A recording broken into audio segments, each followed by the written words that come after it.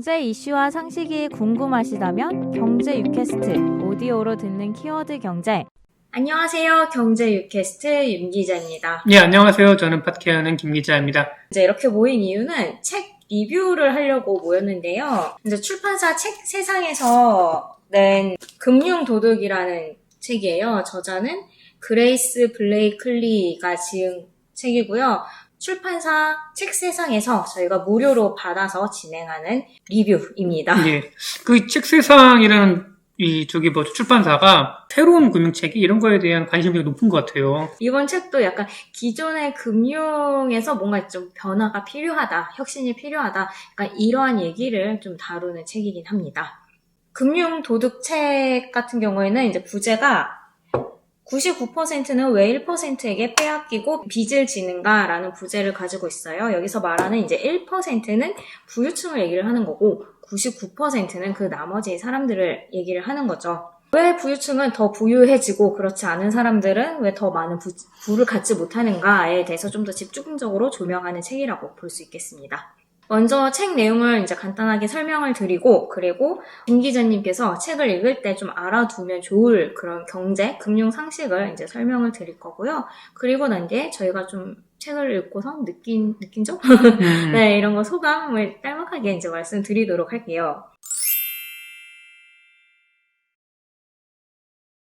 이 책은 현재의 금융주도의 경제 성장에 대해서 이제 비판을 하고 있는 내용인데요. 책 내용을 관통하는 키워드가 금융화예요. 금융화라고 하는 거는 경제 전반에서 금융시장, 금융행위자, 금융기관의 역할이 굉장히 좀 더 넓어지는 걸 얘기를 하는데요. 그래서 이제 이 책에서는 기업의 금융화, 가계의 금융화, 그리고 정부의 금융화, 이렇게 금융화를 세 가지로 나눠서 이렇게 설명을 하고 있습니다. 기업의 금융화는 기업의 노동자보다는 주주의 이익을 최우선으로 하는 그런 주주 자본주의로의 변화를 얘기를 하는 거고요. 그리고 가계의 금융화는 가계 경제가 대출 기반으로 이렇게 돌아가고 있는 현재의 현실에 대해서 설명을 하고 있습니다. 국가의 금융화는 이제 공공기관이라던가 공기업들이 민영화되고 이제 긴축 정책을 펼치는 거를 이렇게 이제 각 분야의 금융화를 통해서 현재 경제는 금융 기반으로 이렇게 성장을 해오고 있고요. 그러다가 2008년 글로벌 금융위기 이후 금융을 기반으로 한 경제 성장의 취약점을 드러내게 됩니다. 그 취약점이라고 하는 거는 더 이상 성장하지 않는 경제, 그리고 경제 양극화 현상이 두드러지는 거를 얘기를 하는데요.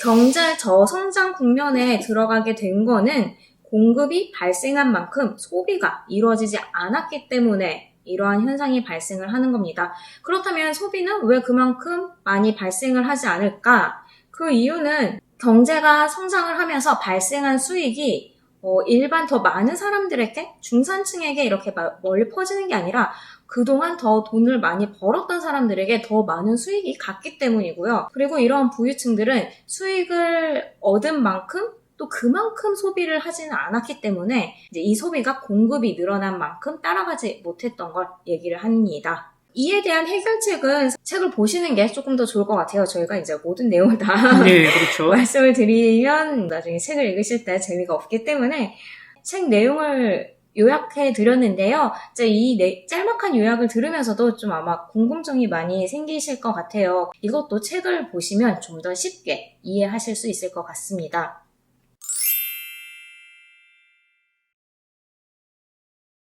이 책을 이해하는 데 있어가지고 관통한 두 가지 단어가 있는데, 하나가 대처리즘이고요. 또 하나는 이제 케인즈 경제학, 케인지즘이라고 할 수 있는데, 대처리즘 같은 경우에는 마가렛 대처 전 영국 총리의 그 여러 가지 그런 정책이나 아니면 경제 사조를 통틀어서 대처리즘이라고 하긴 하는데, 이 대처리즘 같은 경우에는 그 이후로도 거의 40년 가까이 지금 돼가고 있는데, 미국과 영국을 비롯해서 뭔가 이제 자유주의, 신자유주의에 대한 이 자본주의를 숭앙하는 요 국가들 사이에서 많이 좀 회자가 되고 있습니다. 그리고 대표적으로 우리나라에서는 예전에 이명박 정권이 들어갈 때 이런 대처리즘적인 사고방식과 그 정책 사조를 많이 얘기를 했었어요. 일단은 대처리즘을 여기 얘기하기 위해서는 영국병에 대해서 이야기를 해야 됩니다. 이게 워낙에도 유명한 국가 간에 한 국가에 대한 이 경제 침체와 병폐에 대해서 복합적으로 일어나는 이런 현상을 영국 병이라고 지칭하기 쉽지가 않은데 2차 세계대전 이후 영국의 정치, 경제 상황을 이해해야 되는데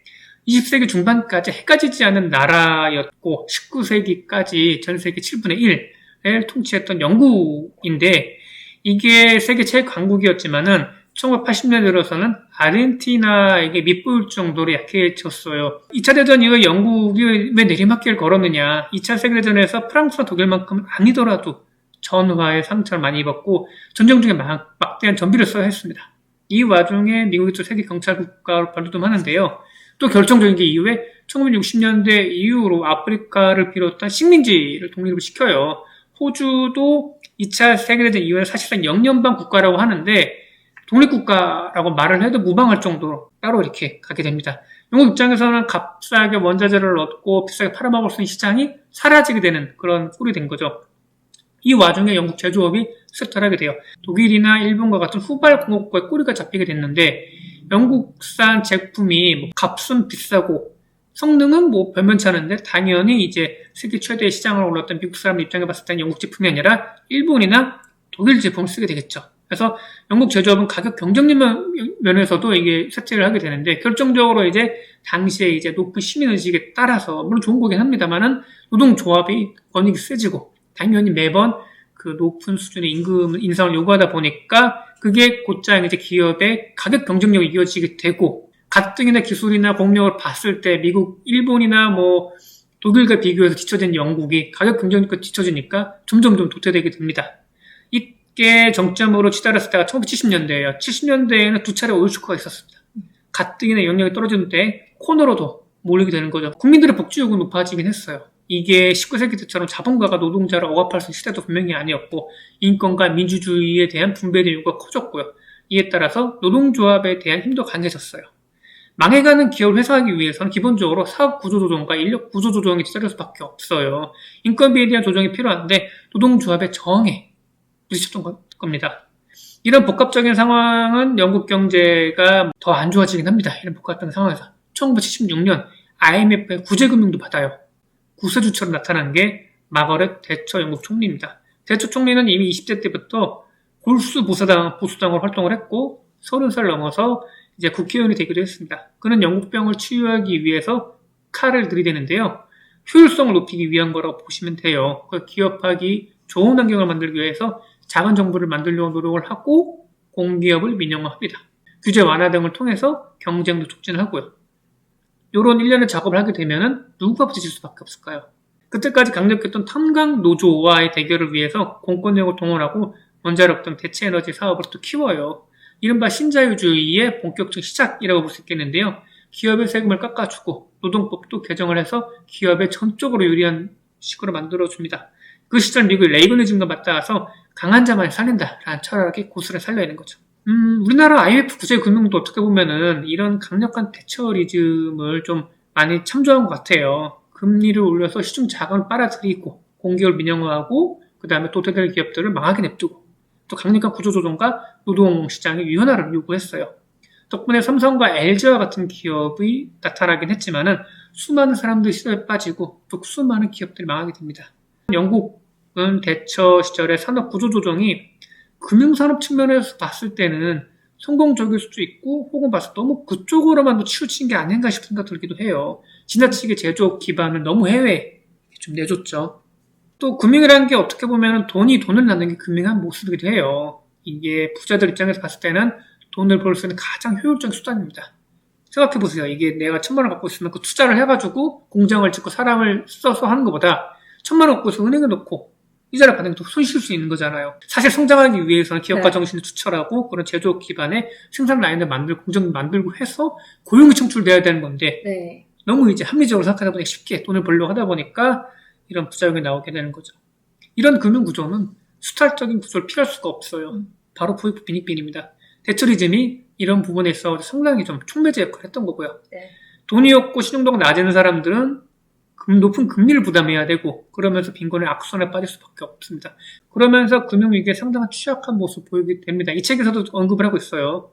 코로나19에 따른 경제 위기 때도 영국이 받은 타격이 커요. 실제로 그렇습니다.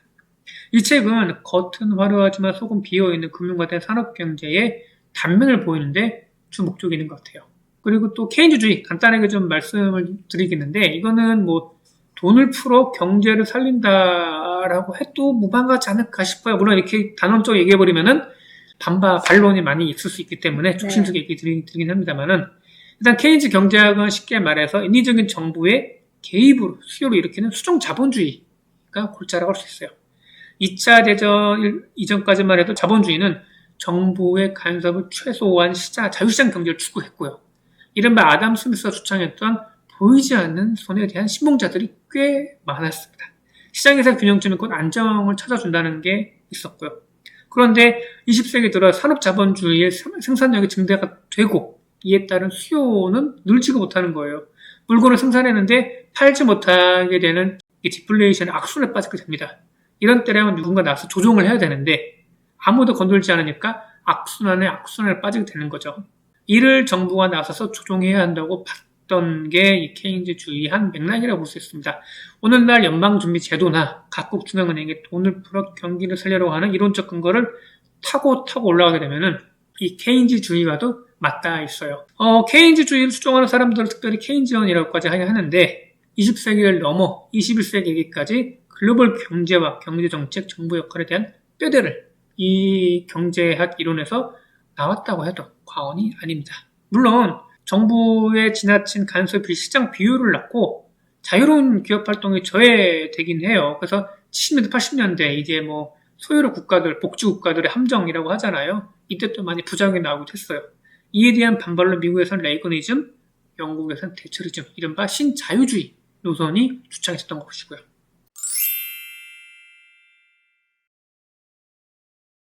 책에 나온 내용도 있고 안 나온 내용도 있는데 책에서 말하고자 하는 주요 내용을 이렇게 좀 설명을 잘 해주셨던 것 같습니다. 이게 계속 꾸준하게 얘기하는 게 대처리즘이랑 케인즈주의가 나옵니다. 이게 우리나라 경제 얘기는 아니에요. 영국의 경제 이야기고 영국의 경제 역사에 대한 이야기이기 때문에 사실 좀 처음에는 어렵게 다가왔어요. 우리나라 현실이랑 좀 안 맞는 거 아닌가라는 생각도 들기는 했는데 우리나라뿐만 아니라 어느 정도 중진국 이제 선진국 이런 반열에 오른 국가들은 대부분 저성장 국면에 들어가 있고 이거는 아무래도 공급을 이제 수요가 따라가지 못하는 거고 이러한 이유 중 하나가 이제 배경이 신자유주의 뭐 이러한 부분에도 또 영향이 있기 때문에 이 책을 통해서 읽어보면은 그거에 대한 전반적인 이제 맥락이 이해가 좀 될 수 있기 때문에 좀 한 번쯤 읽어보면 괜찮지 않을까라는 생각이 좀 많이 들었었어요. 좀 아쉬운 게 좀 아무래도 우리나라 자체 경제가 미국 경제 영향을 좀 많이 받고 사실 사람들이 경제를 안 당하는 사람들이 보면 미국 경제에 대한 얘기를 좀 많이 알고 있는데 영국의 경제 얘기하면 사실 우리가 교과서에서 봤던 산업혁명 이후로는 거의 얘기를 안 한 것 같긴 해요. 근데 70년대, 80년대의 영국 경제 얘기와 생소한 영국의 시티 오브 런던 가보셨어요?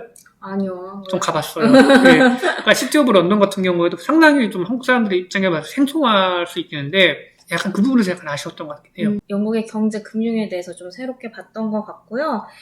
또 공감이 많이 됐던 게 더 이상 이제 낙수 효과는 일어나지 않는다. 그것 때문에 더 이제 부익부 빈익빈이 심해지고 있는 것이고 그리고 경제가 더 이제 성장하지 못하는 그러한 이유도 있는 것 같다라는 부분에 대해서 좀 많이 공감을 했고요. 그리고 경제 성장을 기반으로 한 이런 자본주의가 최선의 경제 그런 사상일까라는 고민도 좀 최근에 많이 들기는 했거든요. 계속 뭔가 불안한 요소들이 곳곳에 많이 숨어 있다 보니까 자본주의 자유 경제 체제보다 더 나은 경제 사상을 찾지 못할 것 같아요. 그러한 상황에서 여기서 좀 뭔가 해결책을 제시를 하긴 합니다. 완전히 저는 그거에 대해서 또 공감은 좀 못하긴 했어요. 뭐 원시 공산주의 체제 뭐 이런 건가요? 거기까지는 아니에요. 그것까지는 아닌데 약간 좀 읽다 보면은 약간 급진적이다라는 생각이 좀 사실 그 전에 나왔던 그 금의 미래 이것도 급진적이긴 해요. 네네. 근데 금의 미래는 사실 금에 대해서 좀 더 초점을 맞췄다면 이거는 사회 전반적인 경제 전반적인 부분에 대해서 좀 더 해결책을 제시를 하고 있는데 그게 맞는지 틀린지는 사실 모르겠어요. 하지만 그렇게 이제 만약에 변화를 하겠다면 모든 사람들이 좀 이렇게 공감을 얻어야 되잖아요. 근데 그게 단기간 내에는 좀 쉽지 않을 것 같다 생각이 많이 들었어요. 제가 봤을 때는 성장이 멈춘 사회의 한 단면이자 네. 눈속임일 수 있는 게 영국도 보면 80년대 2차 세계대전 이후로 줄곧 성장이 멈춰 왔었고 네. 하다 보니까 이 가라앉는 와중에 하나의 대안으로 찾은 게 이게 금융화가 되는 거잖아요. 네. 보면은 요새 집값 많이 올랐잖아요. 네. 집값이 올라서 과연 좋으냐. 요새도 보면은 내 집값은 올랐는데 그 집 팔고 딴 데 가려고 해. 딴 데도 집값이 네, 올랐죠. 올랐죠. 이거는 뭔가 착시거든요, 네. 진짜. 그러니까 여기서 뭐 나온 재미난 문구 중에 하나가 금융주도 성장 정책의 핵심은 가계가 물질적 행복을 느끼게 하는 중요한 결정적인 요소다. 임금을 부채와 개인의 자산으로 대체하는 것이다. 네. 그러니까 우리의 월급과 우리의 연봉은 5년 전, 6년 전과 비교해 봤을 때 얼마만큼 올랐느냐.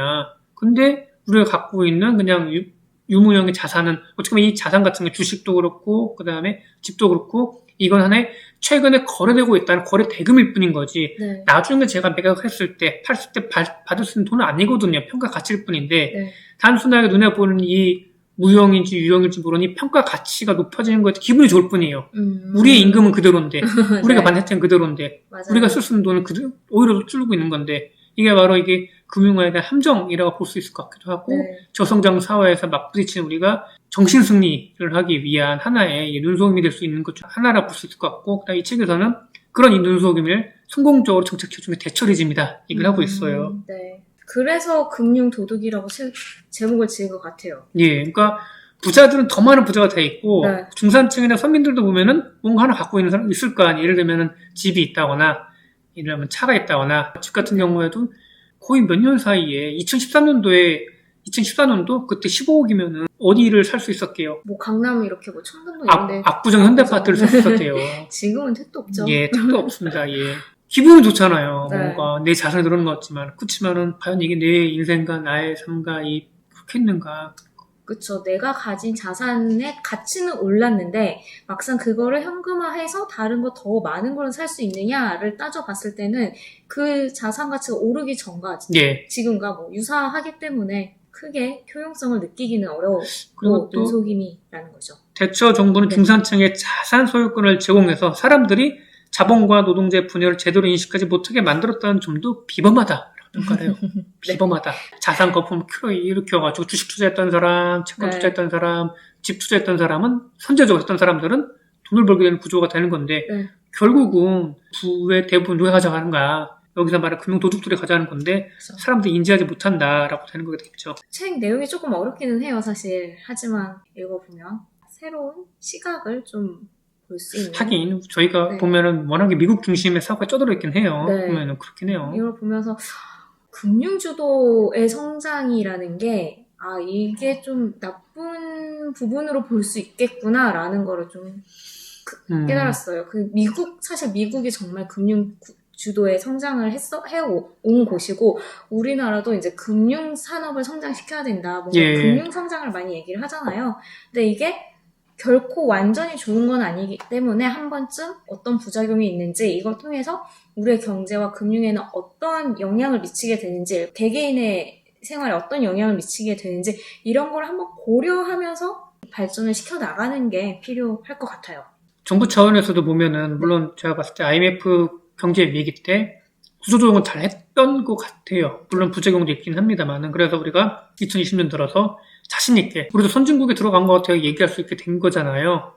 그래서 저는 이번에 코로나19 사태도 1년에 좀 지나오면서 그래도 여러 가지 마스크나 아니면 여러 식료품 같은 경우에 우리나라가 워낙에 내수엔 제조업 기반 탄탄하게 돼 있다 보니까 그런 위기를 넘기는 데 있어서도 무난하게 잘 넘겼던 것 같아요. 게다가 수출 같은 경우에도 어쨌든 간에 그 나라에 해당의 경제 위기가 오게 된다 그러면은 그 나라의 통화 가치는 떨어질 수밖에 없게 되는 거잖아요. 그렇게 되면은 뭔가 물건을 팔 수 있는 제조업 기반이 든든한 나라라 하면 그걸 통해서 이겨낼 수 있는 건데 영국이나 아니면 금융 중심의 국가들 같은 경우는 경제 위기가 왔을 때 맥없이 무너지는 걸 봤을 때 금융도 금융이지만은 제조업을 더 키우기 위한 뭔가 방편의 방안이 확실히 더 많이 필요하고 우리 나름 제조업 경쟁력을 계속 유지를 해야지 되지 않을까 싶은 생각을 해요. 네. 그런 부분에선 독일이 좀 부럽긴 해요. 독일이.